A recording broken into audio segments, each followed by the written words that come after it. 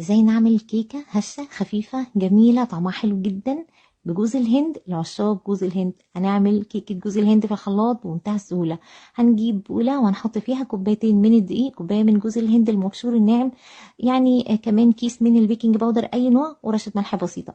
هحط في خلاط 3 بيضات وكوباية من السكر مش مليانة قوي، نص كوباية من الزيت ونص كوباية من السمنة، وهحط فانيليا، وكمان كوبايه من الحليب الدافي، معلقه صغيره من الخل، وهضربهم كويس جدا. هنزل بيهم على المقدار الجاف وهقلب. وبعد كده ده قوامه، هحطهم بقى في صينيه مقاسها 26 في فرن في الرف الوسط، هتاخد حوالي 45 دقيقه. لما تخرج هنحط دلوقتي عليها صوص الكراميل. كنت عملت معاكم صوص الكراميل ده الاقتصادي، بيمشي جدا جدا مع الكيكه دي. ان شاء الله لما تجربوها هتعجبكم قوي. حطوا الصوص عليها وهي سخنه كده تتشرب منه، وحطوا رشه جوز هند على الوش ودوقوا بقى.